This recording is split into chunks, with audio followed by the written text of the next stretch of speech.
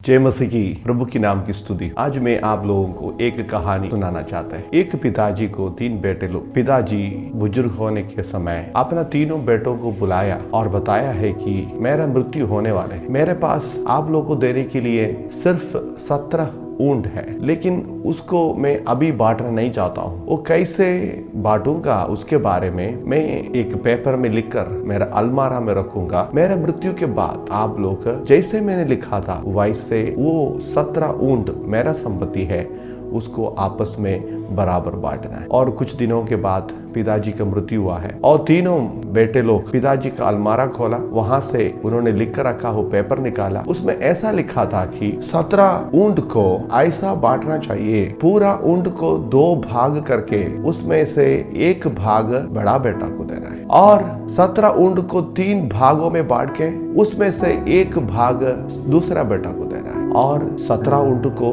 9 भागों में बांट के उसमें से 1 भाग सबसे छोटा बेटा को देना है। अभी वे लोग जैसे पिताजी ने लिखा है वैसा बांटने के लिए निर्णय लिया, लेकिन 17 ऊंट को 2 भागों में बांटेगा तो लगभग 8.5 आएगा। लेकिन ऊंट को कैसे बांटे? नहीं बांट सकते है ना। और 3 भागों में बांट के उसमें से 1 भाग देना है तो वो भी मुश्किल है। 9 भागों में 1 भाग देना, वो भी ऊंट को ऐसा बांटना बहुत मुश्किल बात। ये बेटे लोग आपस में लड़ने लगा और कोई भी व्यक्ति एक दूसरों को पिताजी ने जो लिखा उससे ज्यादा देना नहीं चाहता था। उन लोगों के बीच में पहले शांति थे, अभी झगड़ा बढ़ने लगा है। आपस में ऐसा झगड़ते हुए खड़े होने के समय उस रास्ता से एक व्यापारी आ रहा था। एक बुद्धिमान व्यापारी आया, वो भी अपना ऊंट में बैठ के आ रहा था और व्यापारी इन लोगों के बीच में झगड़ा को सुनते हुए उनके पास रुका और बात उनसे पूछा। वे लोग हर एक कहानी उनसे बताया। बोला, हमारा पिताजी हमें धोखा दिया है, हमको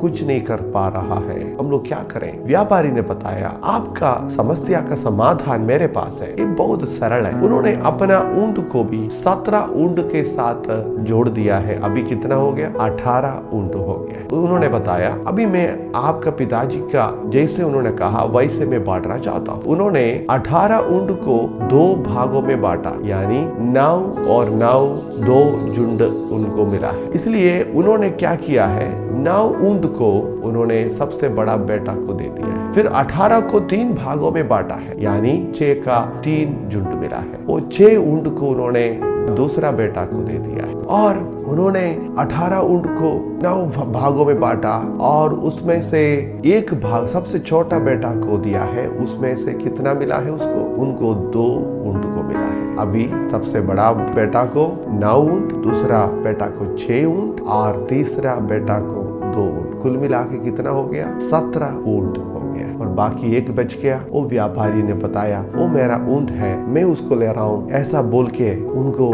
शांति से जीने के लिए प्रोत्साहन देते हुए वो चला गया है। मेरे प्रियो, हमारा जीवन में ऐसा कोई भी बात नहीं है जो सॉल्व नहीं कर सकता है। बाइबल में ऐसा लिखा है, यिर्मयाह का किताब 32 अध्याय का 27 आयत में, मैं तो सब प्राणियों का परमेश्वर यहोवा हूँ, क्या मेरे लिए कोई भी काम कठिन है? जी हाँ, मनुष्य के लिए बहुत सारे काम कठिन है, लेकिन परमेश्वर कहता है उनके लिए कोई भी काम कठिन नहीं है। जैसे व्यापारी ये बेटे लोगों के बीच में आया था, हमारा जिंदगी में प्रभु आएगा तो हमारा हर एक समस्या का समाधान हमें मिलेगा। हमारा समस्या क्या है? हम प्रभु से दूर होते हुए अपना समस्या को समाधान ढूंढने के लिए कोशिश कर रहे हैं, लेकिन इसलिए परेशान में, झगड़ा में, समस्या में पड़े हुए हैं। लाजर नामक एक व्यक्ति के बारे में यूहन्ना सुसमाचार 11 अध्याय में हम पढ़ता है। वो मरा हुआ था और 4 दिन हो गया था, उसको कब्रिस्तान में रखा गया था। उनका 2 बहन लोग मरियम और मार्था ने सोचा अभी कोई आशा नहीं है। उनके निराशा के बीच में प्रभु यीशु उनके घर में आया, लाजर के कब्रिस्तान के